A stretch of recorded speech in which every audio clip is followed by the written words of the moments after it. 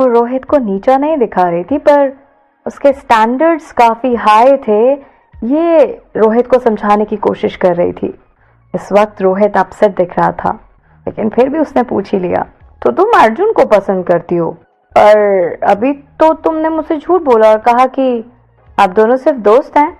मैंने आपको पहले ही बता दिया था कि आपको उसके चक्कर में नहीं पड़ना चाहिए, क्योंकि उसके पीछे तो पहले से ही बहुत सारी लड़कियां हैं। इनफैक्ट उसकी तो एक सीरियस गर्लफ्रेंड भी है, और सुना है हमने कि उसके साथ अर्जुन का बहुत अच्छा रिलेशन है, तो काफ़ी स्ट्रांग है, कोई और उन्हें अलग नहीं कर सकता। क्या आपको आइडिया भी है कि कितनी लड़कियों ने उसे प्रपोज किया है?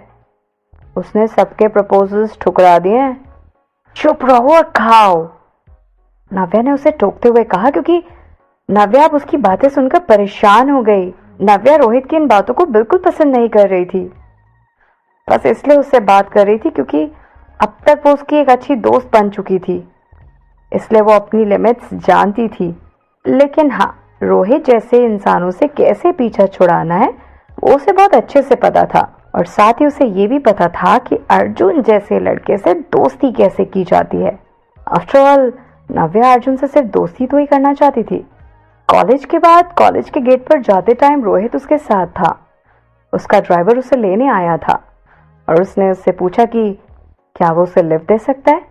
नव्या ने अपना हाथ हिलाया और कहा, नो थैंक्स, थैंक यू, मैं घर खुद से जा सकती हूँ। ओके, तुम जाओ, आई मीट यू टुमारो, कल मिलते हैं रोहित।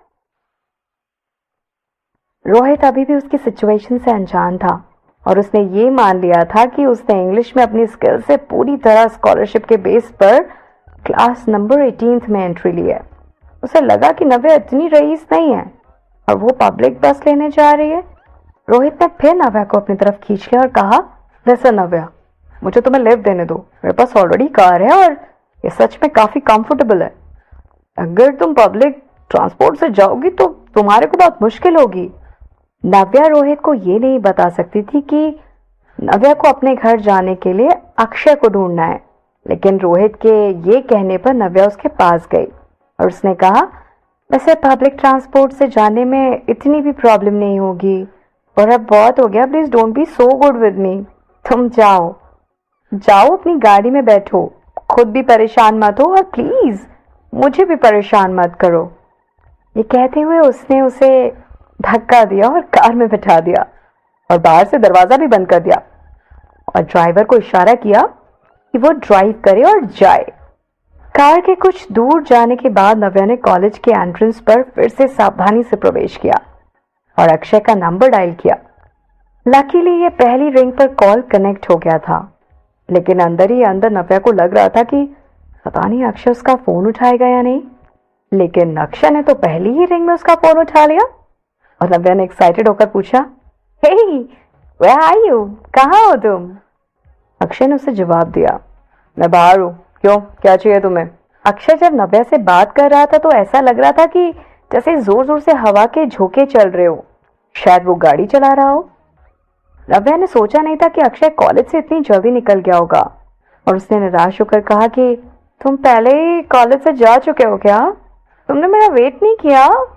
वैसे भी अक्षय ही उसे कॉलेज में लेकर आया था और ये क्लियर था कि जब वो घर वापस जाएंगे तो अक्षय ही उसे वापस लेके जाएगा, और वैसे भी ये तो अक्षय की ही जिम्मेदारी थी।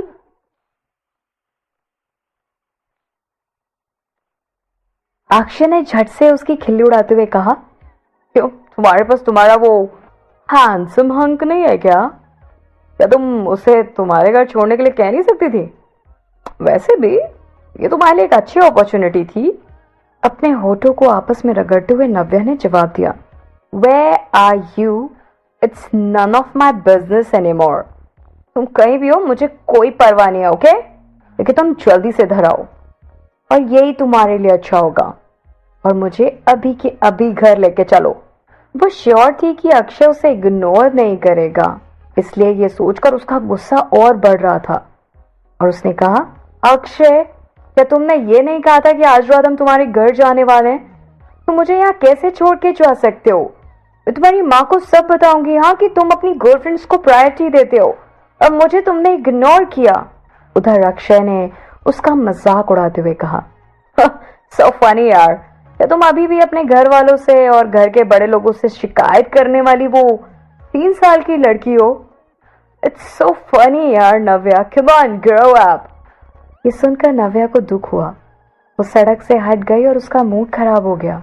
अक्षय, जल्दी से यहाँ पर आओ। और जैसे ही उसने अपना ये सेंटेंस पूरा किया, उसके सामने एक स्पोर्ट्स कार अचानक से आ गई। क्या ये वही स्पोर्ट्स कार थी जिसे अक्षय ने सुबह कॉलेज जाने के लिए यूज किया था? क्या ये पॉसिबल है? क्या ये हो सकता है? नव्या ने हालांकि अपने आप को मूव नहीं किया था, सिर उठा के नहीं देखा। उसके ठीक सामने अक्षय खड़ा था। अक्षय ने अपना हाथ बढ़ाकर उसे अपनी तरफ खींच लिया और उसे मुस्कुराते हुए कहा, तुम कितनी इमेच्योर हो ना। जो लोग तुम्हें पहले से नहीं जानते होंगे ना, उन्हें तो ऐसा लगेगा मानो तुम किसी प्राइमरी स्कूल के स्टूडेंट हो तो हर समय गलतियां करती रहती है। Akshay please mind. नव्या ने उसको जोर से वार्न किया और अपने हाथ से उसे मारा, लेकिन फिर उसका चेहरा खिल उठा, क्योंकि नव्या ने अंदर ही अंदर सोचा कि ये लड़का मुझसे झूठ बोल रहा था। यहीं कहीं पास में खड़ा था और मुझे एम्बैरस करने के लिए ऐसे कर रहा था। उस पर एक टक नजर करते हुए उसने पूछा कि क्या तुम मुझे चुप चुप के देख रहे थे अक्षय? अक्षय ने उसे जवाब दिया, तो क्या हुआ अगर मैं देख रहा था तो? अक्षय ने अपने हाथ से उसकी नाक पर चुटकी ली। मुझे लगा कि आज तुम्हारा कॉलेज में फर्स्ट डे है और कहीं कोई तुम्हें किडनैप ना कर ले। बैड लक यार, तुम उतनी भी डम नहीं हो। तुम्हें बाय द वे कोई किडनैप करे, उसे अपनी शामत बुलानी है क्या? अमीन, तुम कितने बुरे हो। और नव्या ने ऐसा बोलकर अपने होठों को पाउट बना लिया। अचानक उसे कुछ खटकर उसने कहा, तो तुम एक्चुअली भी देख रहे थे और तुमने सोचा कि मैं रोहित की कार में चली जाऊंगी। Come on, how come you think this? Do you think this is possible? हालांकि रोहित को जाने हुए से सिर्फ एक ही दिन हुआ था।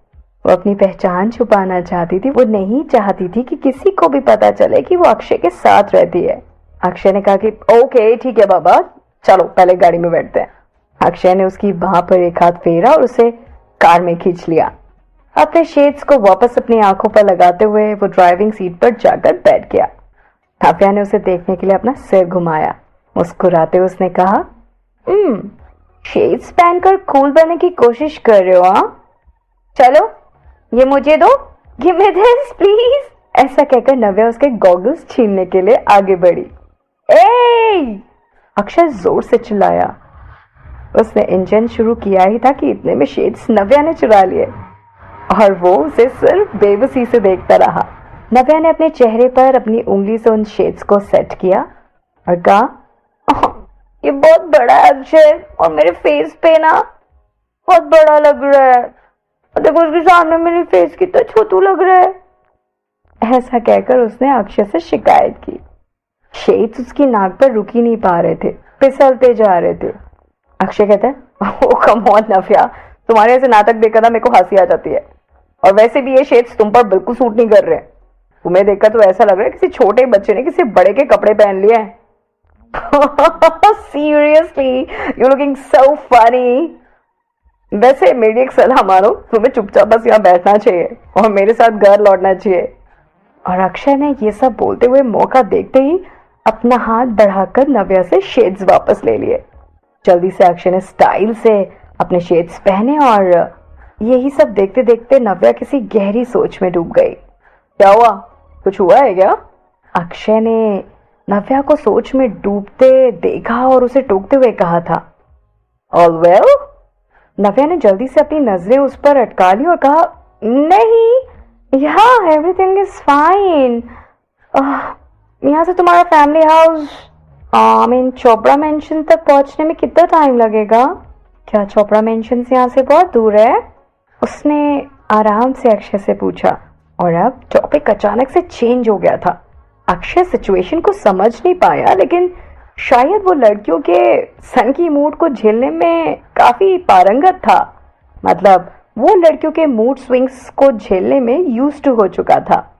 उसने उसके मूड को समझने के बारे में ज्यादा सोचना उचित नहीं समझा और इग्नोर किया और आंसर करते हुए कहा, ज्यादा दूर नहीं है, I guess half an hour, बस इतना ही टाइम लगेगा, इससे ज़्यादा नहीं।